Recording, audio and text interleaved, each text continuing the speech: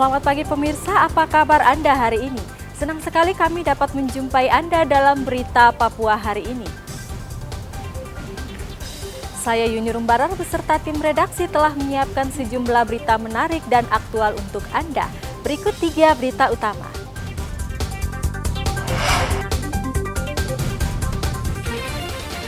Puluhan rumah di Teluk Wondama terendam banjir dan lumpur.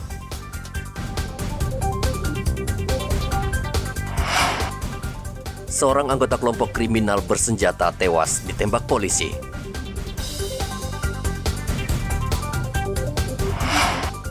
Ratusan tukang ojek berunjuk rasa di kantor DPRD Kepulauan Yapen.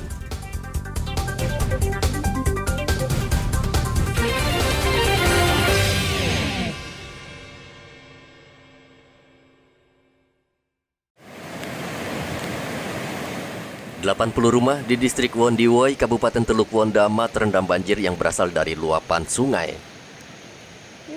Tim SAR dan BPBD Teluk Wondama turun tangan membantu mengevakuasi warga ke lokasi yang lebih aman.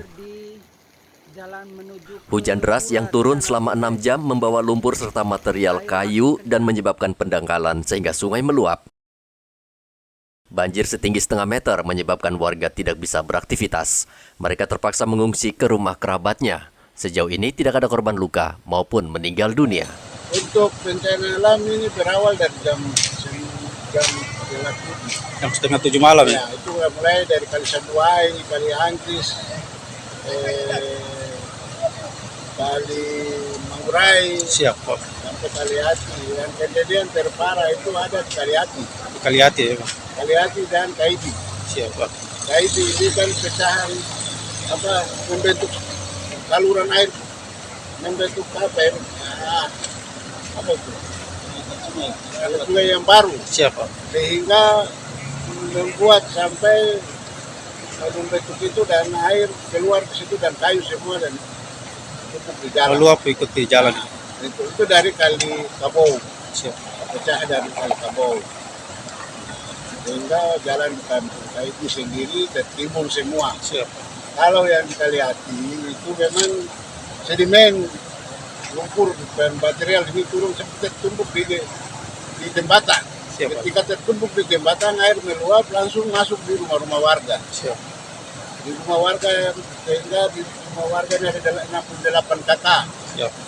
Ada 68 kakak yang rumahnya terendam air. Kalau di KIB itu ada 18. Di kampung Kaibi sendiri lah, Pak. KIB sendiri ada. Warga yang ada di Kali Hati yang berada di perumahan Pemda 3 IC ini semua mengungsi. Siap. Dengan masyarakat yang ada di situ mengungsi ke perumahan, ke kantor bupati. Siap. Fasilitas umum yang rusak ini ada box culvert 1, 2 ya. KIB 2. KIB 2 berarti tambah di sini 1, 3. Saluran sepanjang KIB 300 meter saluran. Siap. Itu rusak, fasilitas pemerintah yang rusak. Siap. Nah, itu perlu diperbaiki. Siap. Meminta kepada Menteri Dalam Negeri, Menteri Keuangan, Presiden Republik Indonesia untuk memberikan dana DAK kebencanaan khusus untuk menangani kebencanaan di kabupaten kota yang selalu berdampak bencana ini. Kalau kami di daerah tidak punya uang yang cukup untuk bisa penanganan bencana, maka pemerintah pusat harus bisa melihat kami. Kepala BPBD juga meminta Presiden dan kementerian terkait membangun tanggul dan melakukan normalisasi sungai agar bencana banjir tidak terulang. Edi Musahidin melaporkan dari Teluk Wondama. Salah satu anggota kelompok kriminal bersenjata Lerius Murib tewas dalam baku tembak dengan polisi di lapangan Trikora, Kabupaten Puncak, Selasa kemarin.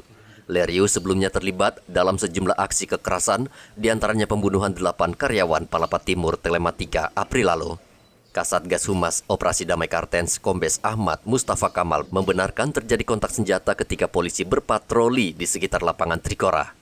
Menurut Kasatgas, polisi tiba-tiba ditembak sehingga terjadi baku tembak yang menewaskan Lerius Murib. Ya, yang dimana terjadi di lapangan Trikora, di mana warga masyarakat juga sedang melaksanakan bakar batu di gereja.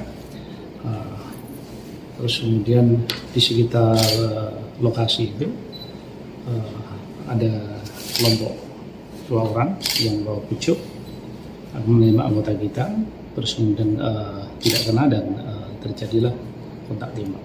Sembari mereka melarikan diri dengan rekan-rekannya, sekitar ada 7 orang ya ke Semak Belukar. Jadi rekan-rekan dari satuan tim tindak dari Damkar Karten melakukan pembalasan penembakan terhadap kelompok kriminal bersenjata. Jadi terjadi kontak tembak ya. Terus kemudian dari kontak tembak itu kami mendapatkan kabar dari masyarakat ada satu anggota KKB meninggal dunia atas nama Linus Murib ya. Linus Murib. Ternyata Linus Murib ini terkait dengan 5 peristiwa sebelumnya. Lerius Murib merupakan anggota KKB pimpinan Bu Munggur dan Titus Murib. Selain terlibat pembunuhan terhadap 8 karyawan Palaparing Timur, Lerius juga membakar 3 sekolah, yakni SD, SMP, dan SMA di Kampung Julukoma, Distrik Beoga. Lerius juga terlibat pembunuhan 5 warga sipil di Kampung Niporo Lome, Kabupaten Puncak pada 4 Juni tahun lalu, dan terlibat kontak tembak dengan tentara di Distrik Gome yang mengakibatkan 3 tentara meninggal dunia. Arthur melaporkan dari Puncak, Papua.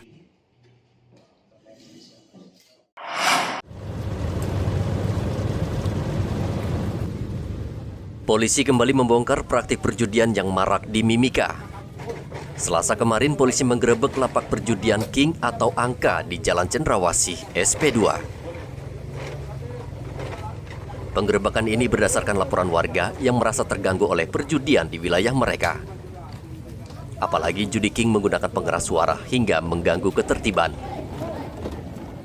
Warga juga mengeluhkan sampah berupa kupon dan kertas yang bertebaran di sekitar lokasi.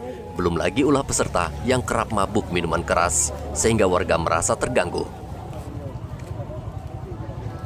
Judi King atau judi angka merupakan lapak judi yang paling digemari di Mimika.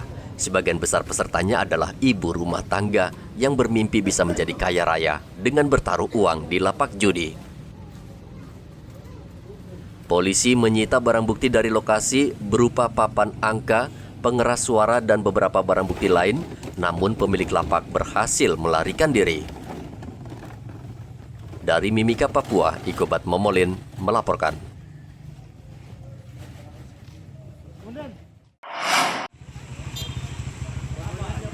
Sekelompok orang menyegel pintu masuk panti asuhan Bunda Mulia di Distrik Wania Selasa kemarin. Mereka melampiaskan kekecewaan karena anak mereka yang dititipkan dan diasuh di panti menjadi korban pencabulan. Untuk meredam kemarahan warga, polisi memberikan penjelasan kepada keluarga korban. Panti asuhan di SP4 jalur 7 Distrik Wania, Kabupaten Mimika telah terjadi pemalangan. Pemalangan yang terjadi diakibatkan adanya ketidakpuasan dari keluarga korban, saudara A, menyatakan bahwasanya dari pihak panti asuhan ini tidak bertanggung jawab terkait dengan terjadi kasus persetubuhan anak di bawah umur. Kemudian kami dari Piket Reskrim, kami langsung mendatangi TKP bersama personil Polres Mimika. Kami langsung mengarahkan pihak keluarga korban beserta yayasan dari panti asuhan untuk datang ke Polres Mil 32 akan dilaksanakan mediasi. Kami dari Satreskrim sendiri telah melaksanakan proses penyidikan, yang mana proses penyidikan tersebut terkait dengan dugaan tindak pidana persetubuhan di bawah umur dengan korban dan saudara A. Untuk pelaku sendiri kita sudah amankan. Kemudian yang membuat laporan juga dari pemilik panti asuhan sendiri. Jadi di sini ada miskomunikasi antara pihak keluarga korban dengan pemilik panti asuhan. Sebenarnya pemilik panti asuhan telah melaporkan kejadian tersebut. Walaupun tersangka sekarang masih ada hubungan keluarga dengan pelapor, namun yang bersangkutan tetap apabila memang terjadi tindak pidana tetap dilaporkan. Nah, kemudian info yang berkembang bahwasanya tersangkanya bukan yang sekarang ditahan itu tidak benar. Karena berdasarkan pemeriksaan kami, dua alat bukti, keterangan saksi dan hasil visum, kami sudah tetapkan yang bersangkutan menjadi tersangka. Namun dalam pengembangannya apabila ada pelaku lain, kita akan melakukan pengejaran dan penangkapan. Sementara untuk pelaku lain inisial B kita sudah amankan di Kabupaten Mapi, sementara akan digeser ke Kabupaten Mimika guna penyidikan lebih lanjut. Salah satu anak didik di Panti Asuhan Bunda Mulia diduga dicabuli salah satu pendiri panti. Pencabulan ini tentu mencoreng Panti Asuhan Bunda Mulia dan saat ini Satreskrim Polres Mimika masih melakukan penyelidikan. Dari Mimika, Papua, Igobat Momolin melaporkan.